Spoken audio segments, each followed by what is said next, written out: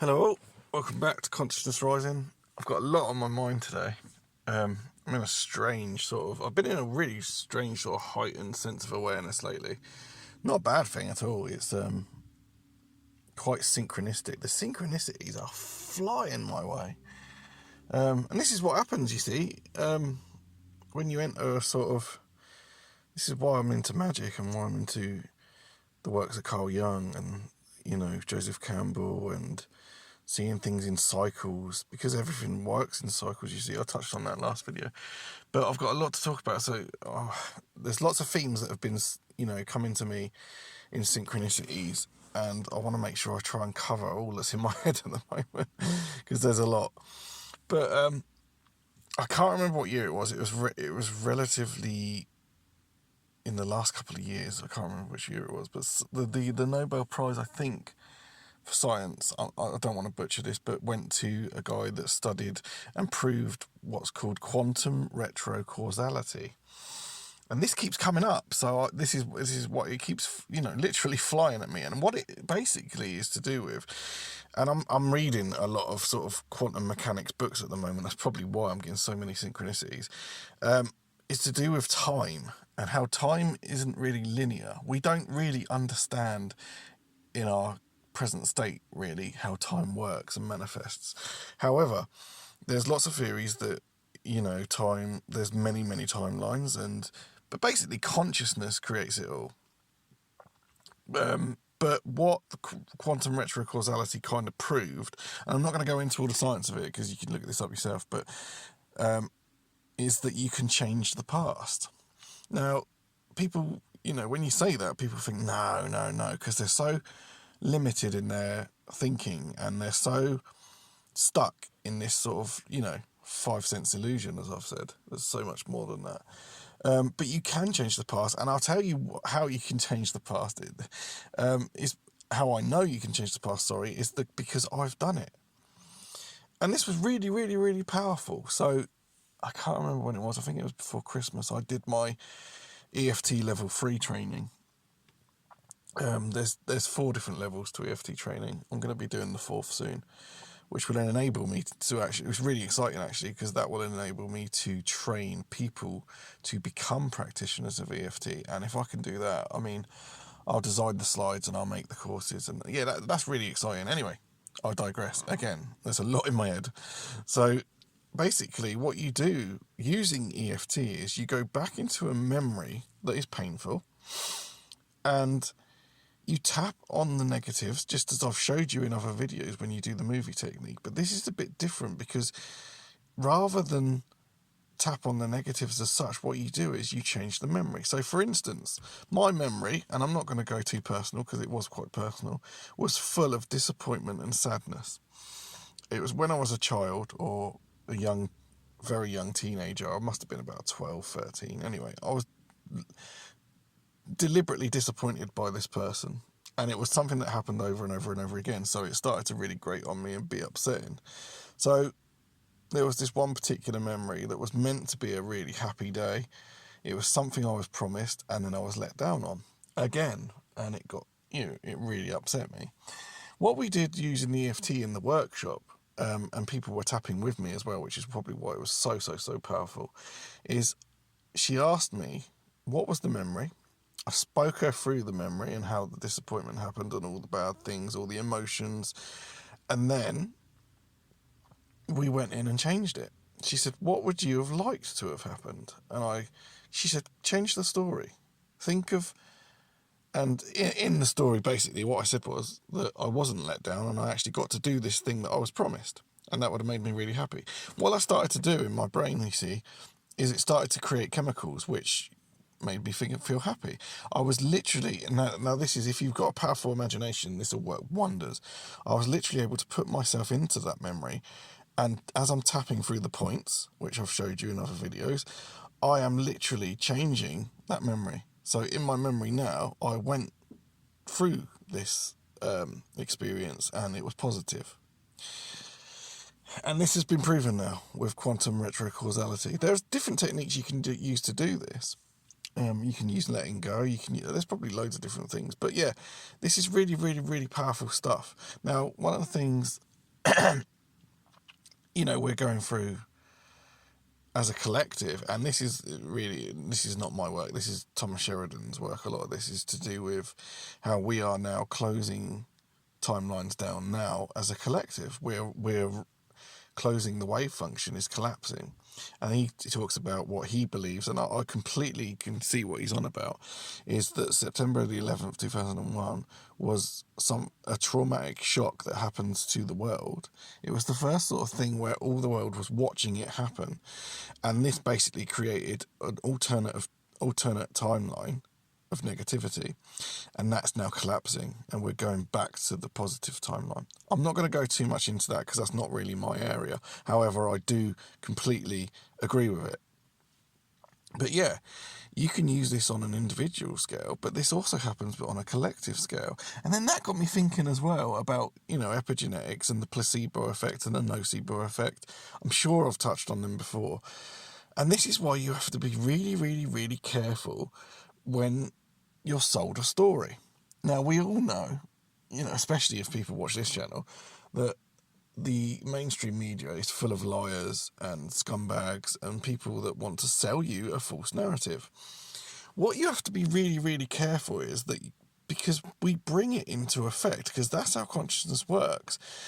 As a collective, you have to be careful that you don't attach yourself to this crap, because what they're trying to do through dark sorcery is make people believe these things and then bring it into effect through manifestation. That's why I don't watch the news. I don't keep up to date with all the crap. I definitely don't watch Truth or crap anymore. So much of it is riddled with negativity, with no solutions, no way out. I always try and give people a way out. And that's why EFT is important. That's why this retrocausality, changing the past, is important. And I've got to bring that up today because it keeps literally smacking me in the face. And yeah, I've experienced it myself, and it's quite amazing stuff. And the other thing I want to talk about today, because this is another synchronicity, is the use of our eyes in terms of our memory. Now, as with EFT, there's another really powerful technique called EMDR, eye movement desensitization reprocessing. And I'm not trained in it, I've not experienced it. However, you know, the theory is very, very similar to EFT. You're sort of letting go of trauma. You're letting go of traumatic incidents, but instead of tapping on the body on certain points using acupressure like I do in EFT, is you move the eyes from side to side, because basically when your eyes move from side to side, it's more natural and it creates this sort of flow. It's a very, very natural flow, and that got me thinking massively the other day, and I can't remember what made it pop into my head, because then I started thinking about smartphones. And this is one of the dangers of smartphones.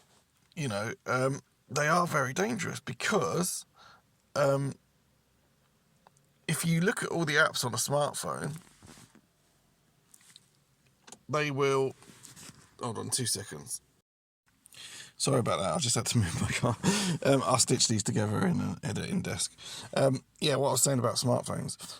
Now, I'm not one of these stupid truthers who goes, you're not awake if you have a smartphone, because that's absolute crap. A smartphone is a tool, and it can be used for bad and it can be used for good, just like a knife can, a kitchen knife. You can use it to chop vegetables, or you can use it to stab someone to death.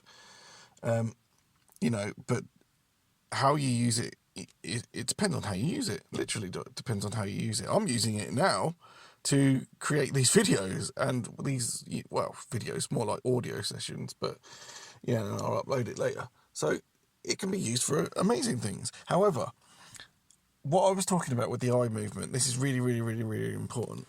So I've just said that in EMDR, and indeed a more natural movement of the eyes as we're walking or running or cycling, is that they gravitate slightly from left to right or right to left. They move in a sideways plane.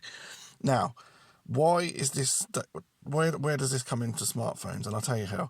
Because all the apps on a smartphone, as in YouTube, Twitter, all that crap, basically, it locks you in to an up and down movement. Now, this came into my head a few weeks ago, and I think this is damaging our natural way of being with our eyes, which also stops us from being able to process memories, hurts, move on, things like that.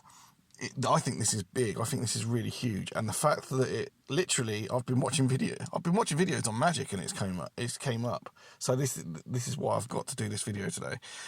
And I think this is really, really, really big. I think there's a lot of damage being done by too much up and down movements. I think it's more natural for our eyes to gravitate from left to right or right to left.